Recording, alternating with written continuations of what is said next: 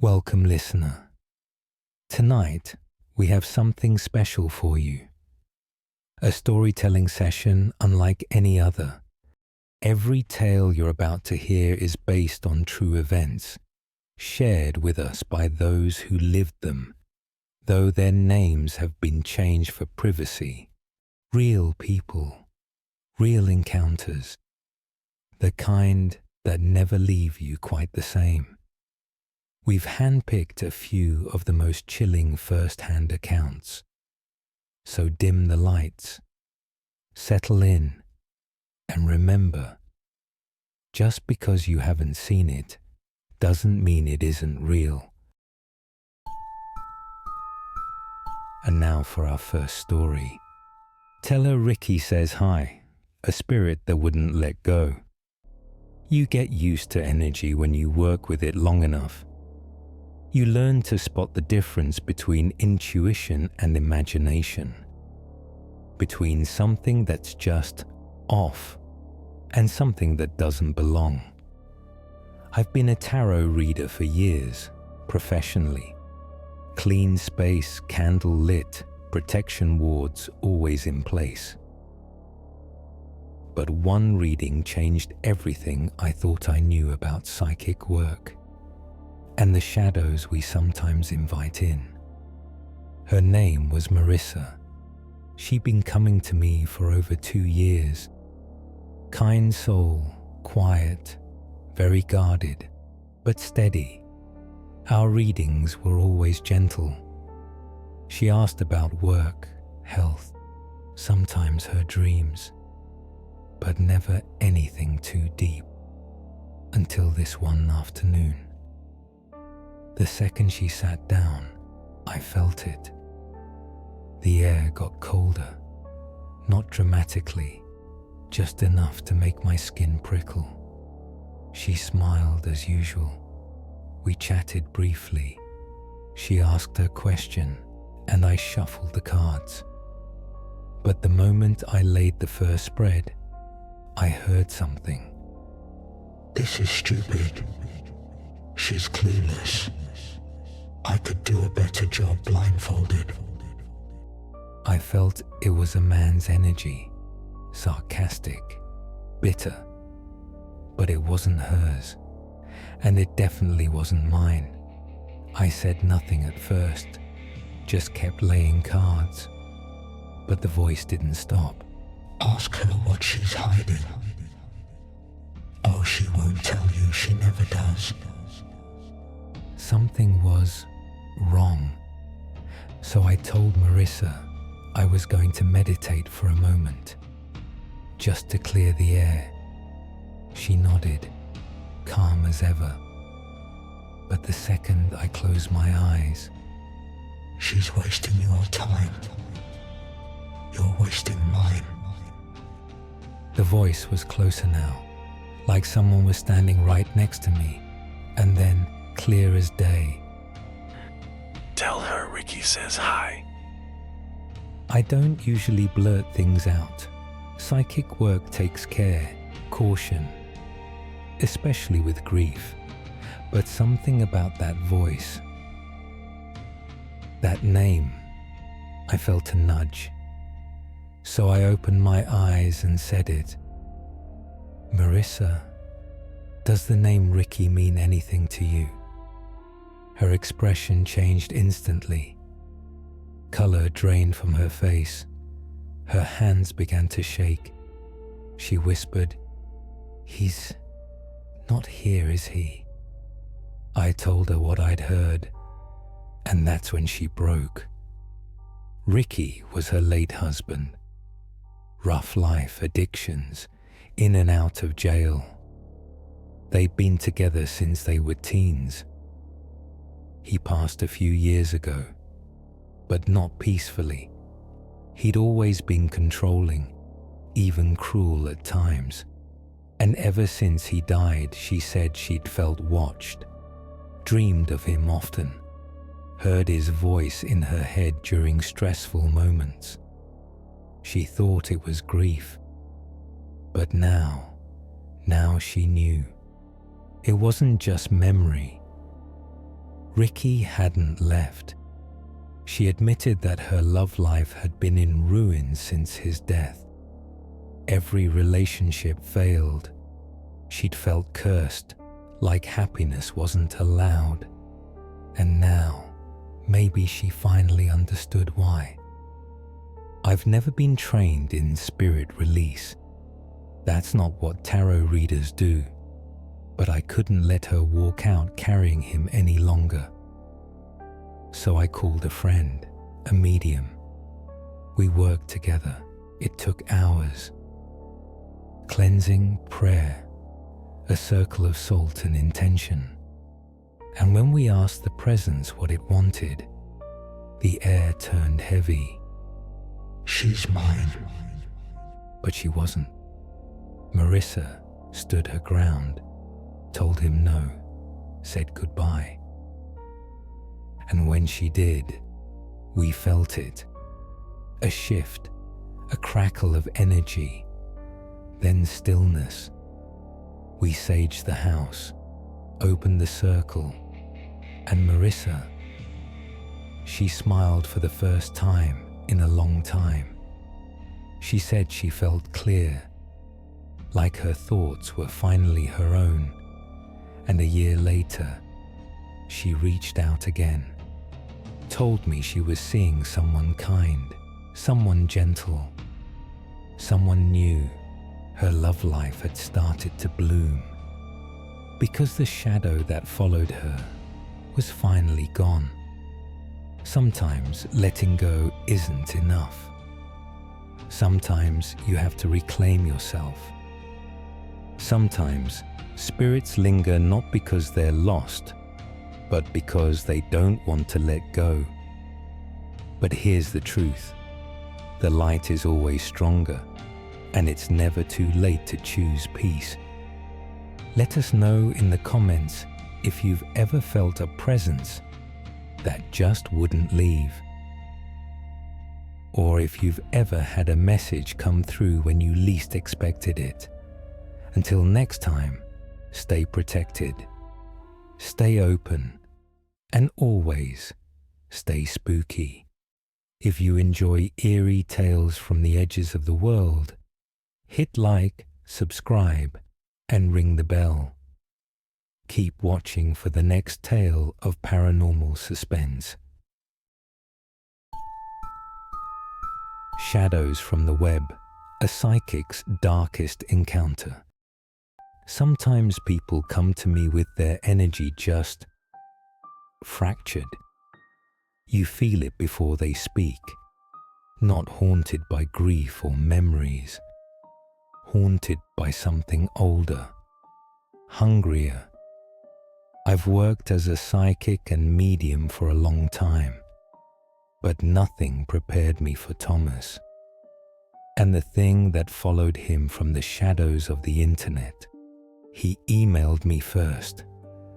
The message was vague, said he wasn't sleeping, that something visited him in the night. He said he could feel it near him, like it reached out, even when he was alone. Said he'd made a mistake. When I called him, his voice shook. He said he hadn't told anyone else, not even his family. But lately, his thoughts weren't his own. He'd always been level-headed, calm. But now, he was angry, distracted, thinking of things he never would have before. Dark things, violent things. He confessed it started after he spent some time browsing corners of the internet he shouldn't have. He didn't go into detail, just said, things no one should see. That was when the dreams began. A demon woman with hollow eyes, a smile too wide, whispering promises he couldn't remember when he woke. He always woke up feeling drained, like something had stolen a piece of him. I asked him to do something simple that night.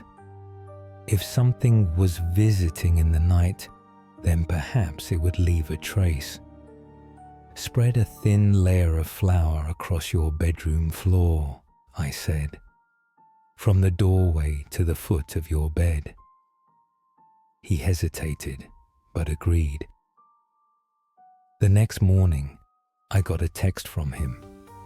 One image, tracks, tiny pointed prints like hooves. They came from the hallway, stopped near his bed, then turned around and left. He swore he hadn't woken once, but he said the dreams were worse. He saw her closer this time, and she whispered, "Let's play." I packed my tools, white candles, black salt, protection herbs, and a consecrated bell. His home felt heavy, like the air had thickened just to slow me down. But I had no fear. I knew the power of the light. Thomas looked terrible, eyes sunken, skin pale, twitchy. I grounded my energy, smudged the space, lit the candles, and began my prayers, calling in the light, calling for anything that still guarded him to push back. The moment the words left my mouth, he convulsed, body tense, teeth clenched. He cried out like something was being torn from inside him, and then he doubled over, overwhelmed, like something inside couldn't hold on anymore. The air rippled like heat distortion. But wrong, cold. I rang the bell, louder, commanded in a loud voice for whatever it was to leave. And in that moment, silence. No wind, no creaks, just a stillness so deep it felt like the house was holding its breath. Then he collapsed. When he woke, Thomas said it was like a fog had lifted. He didn't remember much, just flashes.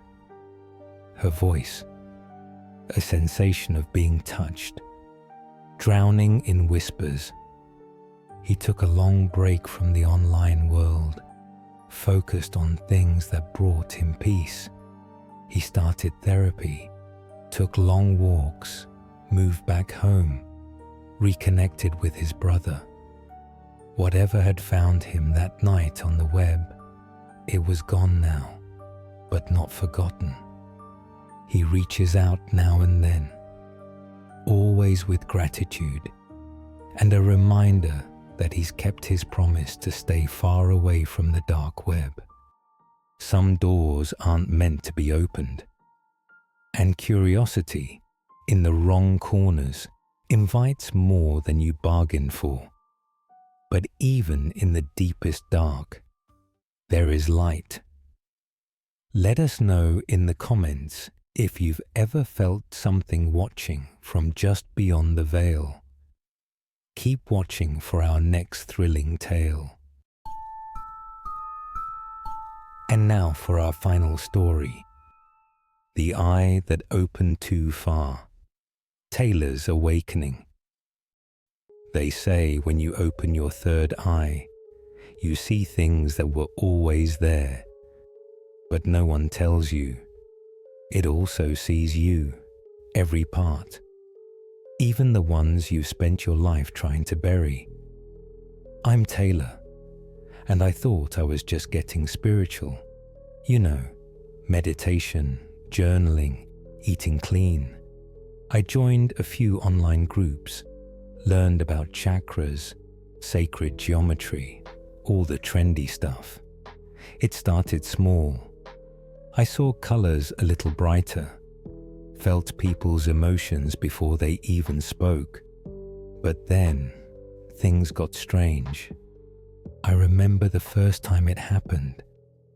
A woman mentioned a sore throat, and as I looked at her, her neck elongated, cartoonishly, like I was seeing the issue stretch out of her body.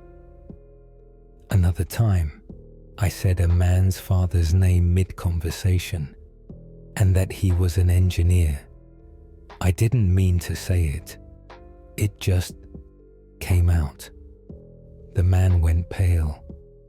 He told me every word I said was true. From then on, it was like I had one foot in this world and one in something deeper. I'd have dreams full of symbols, messages, glimpses of things that hadn't happened yet, and they'd come true. I could feel people before they entered a room, know when someone was lying, even when they smiled. But what I didn't realize was that opening the third eye doesn't just reveal the world, it reveals you and what's been hiding in your darkness. One night during meditation, I sank a little too deep. There was a presence waiting in that quiet, but it wasn't a spirit, it was me. A version twisted by every grudge, every wound I never healed. It whispered things I'd never say out loud, cruel thoughts, ugly desires. It mocked me, tempted me, tried to convince me I was no better than the people who had hurt me, and for my entire life I had believed it. But something rose inside me, not anger, not fear. Love. Love for the version of me that was broken. Love for the inner child that had been hurt and had learned to hurt back.